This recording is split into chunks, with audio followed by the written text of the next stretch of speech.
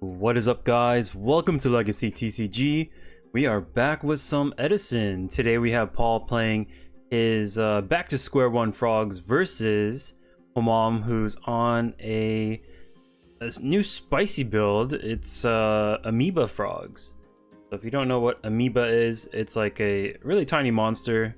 When it changes control to the other person, that person takes 2,000. And so pretty much Homam has a bunch of different ways to send that card over to the opponent, and he doesn't quite have a win condition yet. It's still in its prototype phase, but he'll get there. He's a really good deck builder, and so he's gonna flush out its weaknesses and then find a way to get to the finish line. But I was talking to him before, and he was like, "Yeah, it's a neat deck, but I don't have a win condition yet." I was like, "Oh, I see." But yeah, Paul's going off. He's drawing a bunch of cards, filtering through all his frogs, doing it again. That's pretty gross. So the thing is, it's sending back a bunch of frogs, right? It's obviously not ideal. And so he's thinning the deck by one card, which is the Pot of Avarice. Yeah, he's gonna do it all over again. Shuffle, draw two cards. Doesn't really matter what he draws. He's gonna keep filtering once again. Yeah. So the substitute is gonna crack. All those frogs go back into the grave, and oh, unless he stops here. Interesting. Huh. Okay. Yeah. So they draw a bunch, but they're putting a bunch of their frogs back, and the frogs are not the things that you want to be drawing. But it does create a lot of card advantage, which is nice. Trap Duster's gonna send a monster back, leaving him with Dupe Frog. He's gonna 1-for-1 this card, last card out, and present his own Substitute. Not as powerful as Paul's setup. He's lacking a monster to tribute. So this Substitute goes into Swap Frog, pitching Treeborn Frog. Oh, nope, pitching the Ameba. Cool. We're gonna salvage it. Oh, he still has a normal summon. Excellent. Cool. So we're gonna summon Substitute. Maybe? No, we're gonna... So Substitute makes it so that frogs don't die by battle. If he attacks the flip-flop frog, it's not gonna die, it's gonna send the swap frog back to hand. So maybe it's not in his best interest to do that.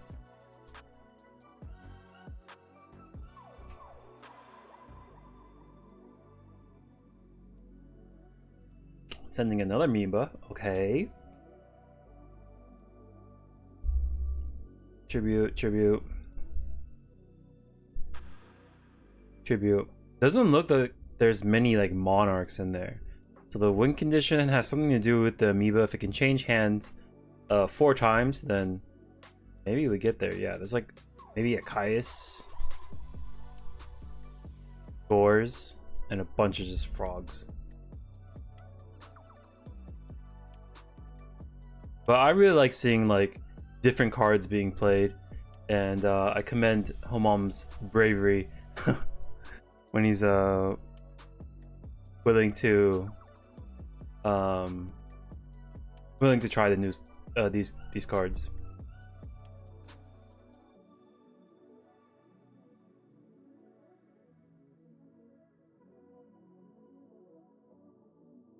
So he essentially gets there just like Paul, and he does run the Avarice too. How does this little Ameba get back onto the field to change hands essentially?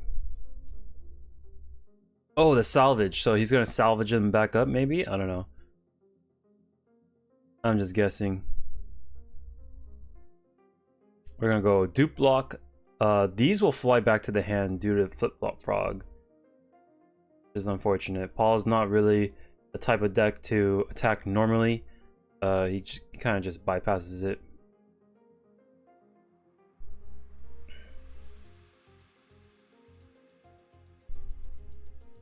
He might, instead of setting them up, he might be interested in just banishing him straight up. Then back to square one, puts the Dupe Frog back to the top. Does he attack for 24? He's thinking like, do I die to Gores? Alright, this does 29, I believe. Yes. 29. We get a frog.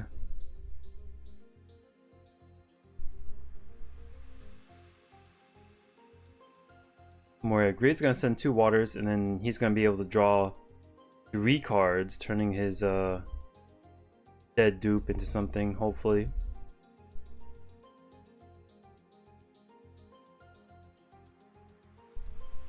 One, 2, and 3.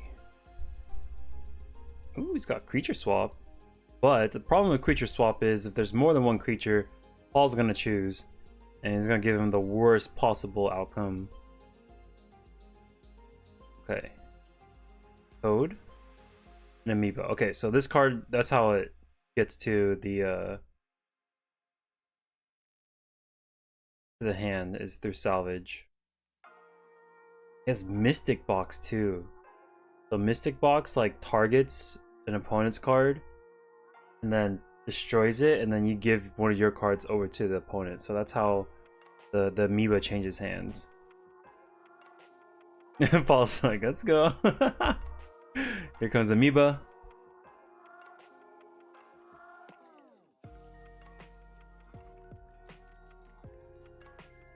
So this can pop the Caius. Mystic Box gonna target the Caius. He's gonna destroy it, change hands, and burn him for 2,000. Cool. You get an Amoeba, and he takes 2k. All right. I mean, it did the thing, but you gotta do it 3 more times. Caius is gonna banish Treeborn Frog. We got 1 more in the grave. Not bad. Oh, we gotta give Homam his card back.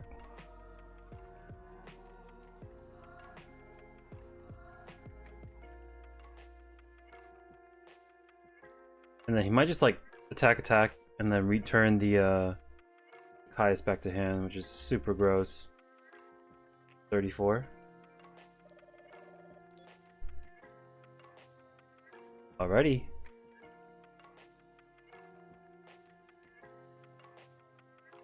Yeah, this is tough. He has a bunch of creature swaps, but like, it's not ideal. He's got 1 water in hand, needs 1 more for Moray Greed. Kind of bricked up at this moment. Yeah, we'll go to game number 2. Paul is up 1. So we got to see how the deck is functioning. He needs to burn him for like 8,000, which is 4 exchanges, which would be pretty cool to see if he can do a kill like that.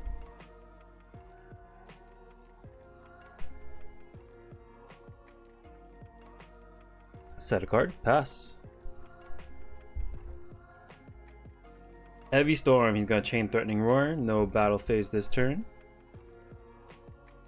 And Paul just like alright, go ahead. I'm not gonna do anything. Doesn't set up any frogs or whatnot. So maybe both their hands are pretty weak.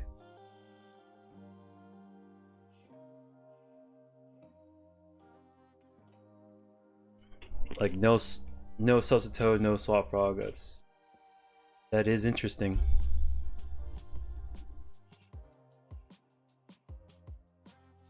Sets Mystic Box.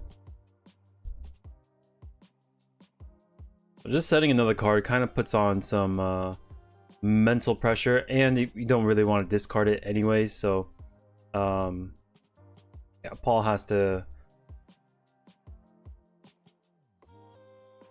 deliberate what Homam may be setting down, and there's no Heavy Storm too, so it's not that much of an issue by setting all these cards. Yeah, they're both just gonna set back and forth. The only one that can shoot the gun is Homam, if he ever finds access to that Heavy Storm. Okay, Subtle Toad goes into Swap. Swap activates, ditches the Amoeba. I didn't know Swap Frog can just pitch like any water. Maybe Amoeba is like a frog. That'd be interesting. Amoeba. Go.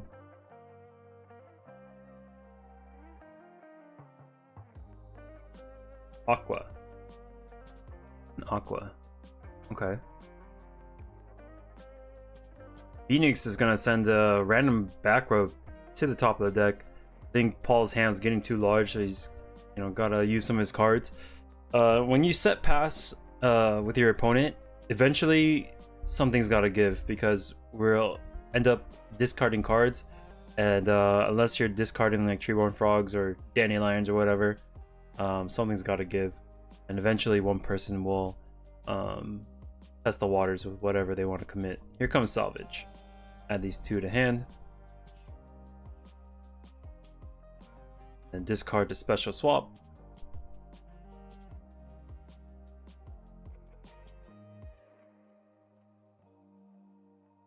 Maybe like Paul is intentionally playing with his cards up in hand until he can find a way to bypass the Amoeba. Because like if he presents a body, he knows it's gonna get swapped with his little card.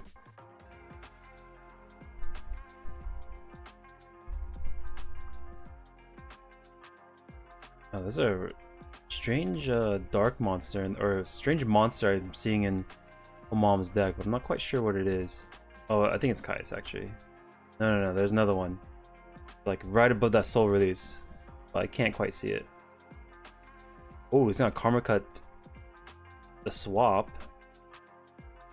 Okay. This will get... The second one gets banished, and then you can bring out another water.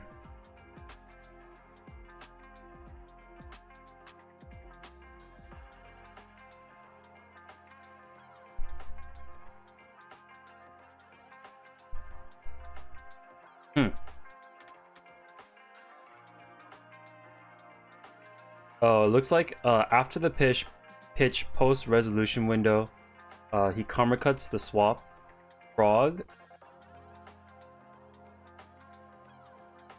Something like that. Pretty much he only gets one more pitch, and then the both swap frogs get banished, leaving him with just one swap frog left. And then we're gonna tribute the Subtle Toad, go into our last dude, and maybe pitch. Okay. Yeah, he didn't even have his Treeborn pitched yet, so maybe eventually we'll be able to use that. We have a bunch of dead cards on the field, and we're just gonna peck down with this Swap Frog.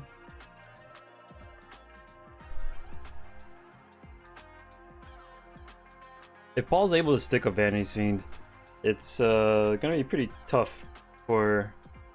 Oh, it was that card, the Kinkabio. Oh, okay, so you summon it, summons a small dude, that's cool. And then we can creature swap, change hand, burn for 2,000, we just need 2 more ticks.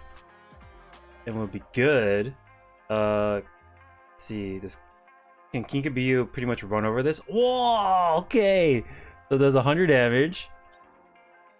And then the Kinkabio is gonna jump back to hand, and then he's gonna be able to bring back this Amoeba. I guess. Oh, there goes everything. Okay, that's a bomb. That hurts.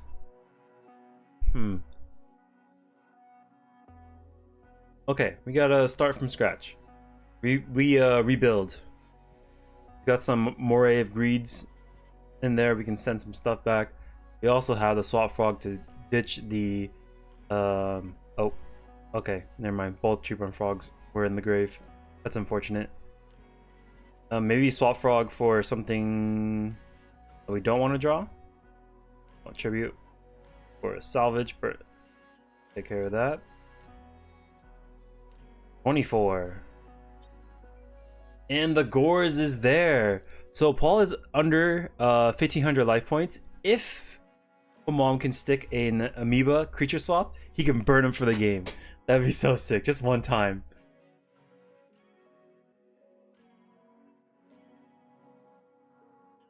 Yeah, there's not a lot of defense inside this deck. I don't think there's any traps at all.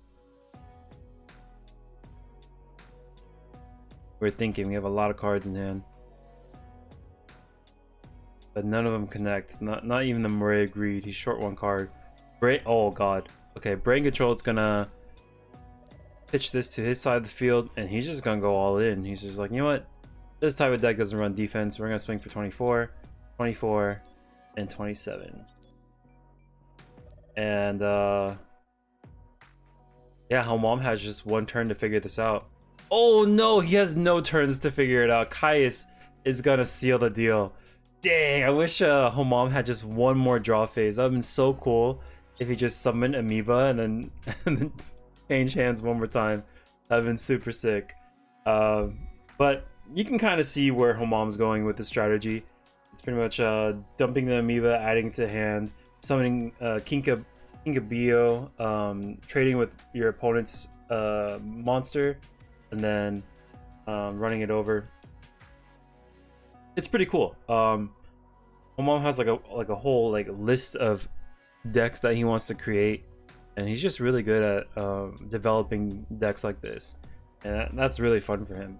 And not only that, but he's also really good at dueling too. So if you guys like the videos, make sure to hit that subscribe button for me, and then I will catch you on the next one. Peace.